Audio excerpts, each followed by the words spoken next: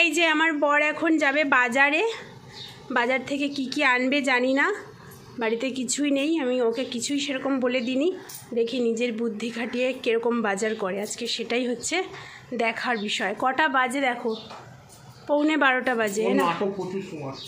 আমার নাটক কি? আমার নাটক কিসের নাটক?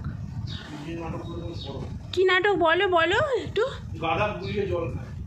কি গাধা গুলিয়ে জল খায় মানেটা কি বুঝলাম না।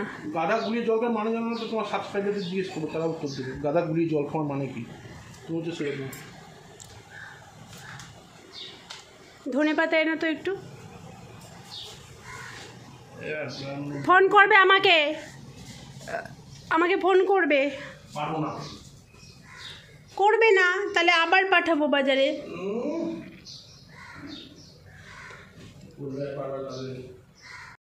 চলো, এখানে আছে ফুলকপি, পটল, আলু। ঘরে কালকে বাবা রে করিস না। আমার বরকে তেল আনতে বলেছিলাম, একটা ফুলকপি আনতে বলেছিলাম, একটু ধনে পাতা আনতে বলেছিলাম, একটু শুকনো লঙ্কা আনতে বলেছিলাম, কিচ্ছু আনিনি, কিচ্ছু না। এই ফুলকপিটা কালকে ছিল, কেটে দেখছি কি একদম অল্প। তবে কী করবো, একটু আলু পটল মিশিয়ে এটা দিয়ে একটা তরকারি করব, কারণ ফুলকপিটা নাহলে বেশি শুকিয়ে গেলে আবার খেতে ভালো লাগবে না। এইটা রান্না করছি আপাতত। আর ভাত আর ওই প্রেশার কুকারের মধ্যে ডিম আলু সেদ্ধ করা হয়ে গেছে।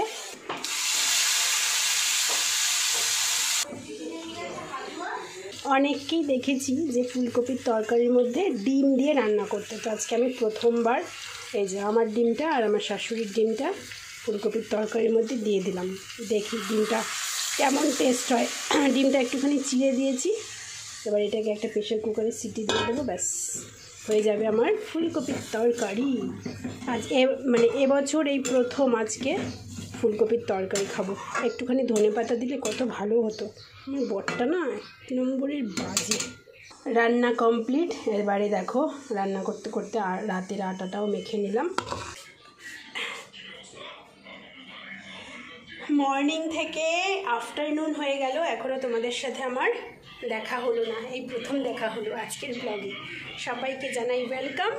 আর এই যে ফুলকপি দিয়ে ডিমের তরকারি কেমন হয়েছে খেতে, খেয়ে তারপরে তোমাদের জানাচ্ছি। আমার পাতে ডিমের পোচ রয়েছে বরের, এ নাও পোচটা নিয়ে নাও।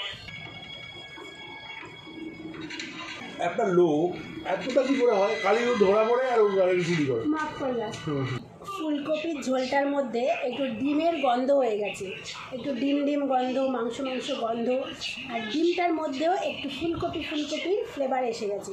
তো ওভারঅল মোটামুটি লেগেছে। আর সত্যি কথা বলবো, আমি ফুলকপির তরকারি না ভালো করে রান্না করতে পারি না, কেন জানি না। আমি ফুলকপির তরকারি আমি যতই চেষ্টা করি ভালোভাবে করতে পারি না। তো যাই হোক, মোটামুটি হয়েছে, খুব ভালো হয়নি। তবে হ্যাঁ, ফুলকপির ঝোলটার কিন্তু ফ্লেভারটা খেতে ভালো লাগছে, একটু ডিম গন্ধ, মাংস গন্ধ, ডিমটাও খেতে ভালো লাগছে। দেখো আমি ডিমের এখানটায় ফুলকপি ঢুকিয়ে দিয়েছি।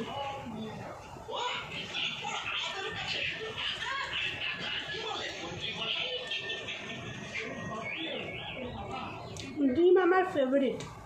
আমার বর দেখো সন্ধেবেলায় কোথাও একটা বেরিয়েছিল, নিয়ে এসেছে ইডলি, যেটা আমি একদমই পছন্দ করি না, আমার বর নাকি খুব পছন্দ করে।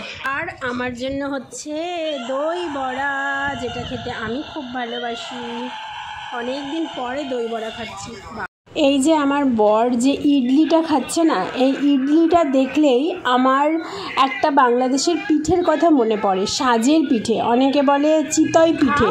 ওটা খেতে আমার খুব ভালো লাগে। আমি সাধারণত মিষ্টি খাবার খুব একটা পিঠে পুলি অত ভালোবাসি না খেতে, কিন্তু আমার ওই চিতই পিঠেটা ঝোলা গুড়ের সাথে লাগিয়ে খেতে এত ভালো লাগে।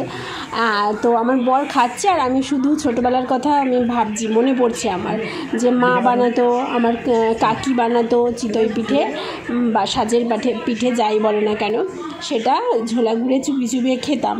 আবার ওটাকেই আবার দুধে চুবিয়ে ফুটিয়ে বানাতো, মানে খুব টেস্টি হতো। একবার অবশ্যই ট্রাই করব আমি বানাতে পারি কি না। বল থ্যাংক ইউ। কেন বলতো?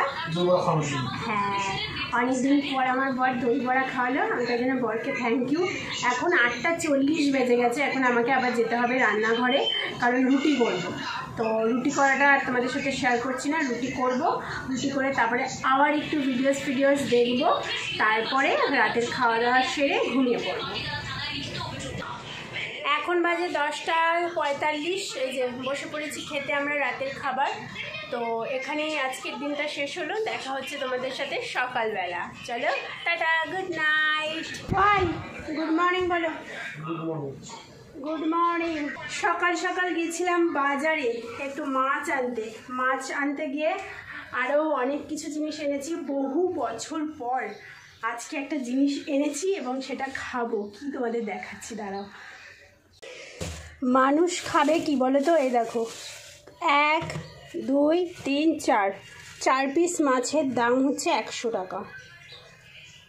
তোমরা বাড়িতে কোন ব্র্যান্ডের তেল ব্যবহার করো রান্নায় অবশ্যই জানিও। আমরা হচ্ছে রিফাইন্ড অয়েল ব্যবহার করি, ইমামি অ্যান্ড হেলদি টেস্টি যেটা হয়, আর মাস্টার্ড অয়েলও ইমামি হেলদি, বেশ খারাপ না, মোটামুটি ভালোই। সব থেকে ভালো ফরচুন, তারপরে হচ্ছে ইমামি। সাদা তেলটা ঢেলে নিলাম। 2খানা স্টিলের বোতল কিনতে হবে ওই তেল ঢালার জন্য। সত্যি কথা বলতে প্লাস্টিকের বোতল ইউজ করা ভালো না, উচিত না জানি, কিন্তু বেশি দিন না ব্যবহার করি না। এই যে বাড়িতে তো প্রচুর এই বোতল আসে, তো এই যে একবার ঢাললাম, ব্যাস, এটাতে আর কিন্তু ঢালবো না, এটা শেষ হয়ে যাবে, বোতলটাও শেষ হয়ে যাবে, ফেলে দেবো। যেমন এই দেখো, আগের বোতলটা এটা ছিল, এই বোতলটা আজকে ফেলে দেবো। আর একটা দেখাচ্ছি, এই যে এই বোতলটাই ছিল সাদা তেল, এটাও আজকে ফেলে দেবো। সাদা তেল তো এটাই ঢেলে নিলাম, আর সর্ষের তেল এটাই ঢালবো। আজকে বাড়িতে কেউ নেই, শ্বশুরমশাই অফিস চলে গেছে, শাশুড়ি গেছে তার ননদের বাড়ি, মানে আমার পিসি শাশুড়ির বাড়িতে একটুখানি মানে অকেশন আছে, অকেশন না, যাই হোক একজন মারা গেছে, সে তো সেই উপলক্ষে গেছে। তো বাড়িতে কেউ নেই, আমি আর আমার বর। তো বর তো আলু ভাজা মাছ ভাজা দিয়ে খুব ভালোবাসে খেতে, তো মাছ এনেছি, মাছ ভাজা করবো, আলু ভাজা করব। আজকে আর বেশি কিছু করব না, ভাতও করতে। দেখো পড়ে যাচ্ছিল, কেন পড়ে যাচ্ছিস ভাই, দাঁড়া। ভাতও করতে হবে না, শুধু আলু ভাজা মাছ ভাজাটা করলেই হয়ে যাবে, কারণ ভাত সকালবেলা শাশুড়ি করেছে, বেশি করেই করে নিয়েছে একেবারে। এইবার দেখো, বলছিলাম অনেক বছর পরে এইটা বাজারে দেখতে পেলাম, এর আগেও কয়েকবার দেখতে পেয়েছি কিন্তু কিনিনি। আজকে না খুব লোভ লাগছিল যে দেখে, ছোটোবেলায় ঠাকুমা এটাকে থেতো করে কাঁচা লঙ্কার সহিত, আহা, আজকে থেতো করে খাবার ইচ্ছা আছে, সেই কারণে এনেছি। কিন্তু কি বলে, শিলনোড়াটা আবার আমাকে ধুতে হবে। যাই হোক, দেখা যাক কী করি, তোমাদের সাথে শেয়ার করবো কার কার লোভ লাগছে আর কে কে খাও কাঁচা তেঁতুল থেতো করে লঙ্কা দিয়ে। আহা, ধনেপাতা পেলাম না বাজারে, একটু ধনেপাতার সাথে মাখলে দারুণ লাগে, জিভে জল এসে যাচ্ছে এখনই। বরকে খেতে দিতে পারলে শান্তি, তারপরে আমি যখন খেলাম। যদিও বা আজকে সকালবেলা না, আমি কালকের 2টো রুটি ছিল, সেটা চা দিয়ে খেয়েছি। কি খাবো, মানে আমি যেসব জিনিসগুলো পছন্দ একদমই করতাম না বিয়ের আগে, এখন আমাকে সেটাই করতে হচ্ছে। বাসি রুটি খাই, মাঝে মাঝে বাসি তরকারি খাই, যার জন্য আমার শাশুড়ির সাথে আমি আগে রাগারাগি, মানে এটাই মানে মেয়ে সংসারে, মানে মেয়েদের আর কি পরিবর্তন, কী বলবো, পরের টাকা বাঁচাতে আবার কী বলো তো, মানে অনেকটা পরিমাণে কিছু থাকলে না ফেলতে খুব গায়ে। আর তবে হ্যাঁ, আজকেরটা কালকে আমি খাই, কিন্তু পরশু দিন হয়ে গেলে আমি আর খাই না, সে যতই টেস্টি খাবার হোক না কেন। এই দেখো বন্ধুরা, আমি রেডি হয়ে গেছি তেঁতুল মাখা খাওয়ার জন্য। আজকে ভাবছি এই হামালদিস্তাটার মধ্যেই করে দেখি, অনেক ভিডিও দেখলাম জানো তো, দেখলাম যে হামালদিস্তার মধ্যেও করেছে, তো আমি আজকে আপাতত হামালদিস্তার মধ্যে করি, তারপরে যদি ভালো না হয় তাহলে আরও আছে, ওটাকে কালকে শিলনোড়াটা ভালো করে ধুয়ে করব। শুকনো লঙ্কা হলে বেশি ভালো হতো, বাট শুকনো লঙ্কা নেই, আমি এটা দিয়েই করছি, কাঁচা লঙ্কা দিয়ে।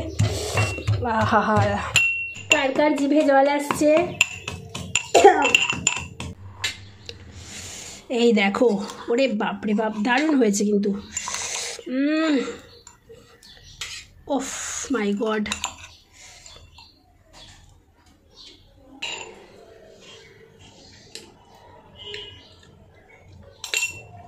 পাগল হয়ে যাবো আমি, পাগল। একটুখানি জাস্ট 2-3 ফোঁটা লেবু নেব। লেবু পাতা যদি হতো না, এর মধ্যে যখন থেতো করবে তখন লেবু পাতা দিয়ে দেবে একটা, ও ফাটাফাটি হবে খেতে। কত জনম পরে খাচ্ছি না, পাগল হয়ে যাব আমি, পাগল হয়ে যাব।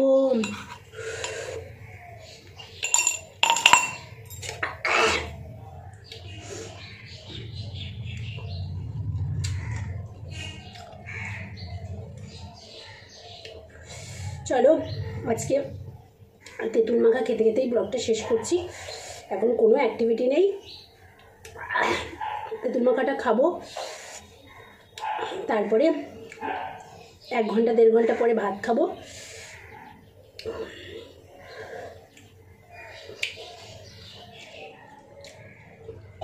ভালো লাগলে লাইক সাবস্ক্রাইব করো, আর তোমরাও অবশ্যই খেও যারা টক খেতে ভালোবাসো। স্পিচলেস।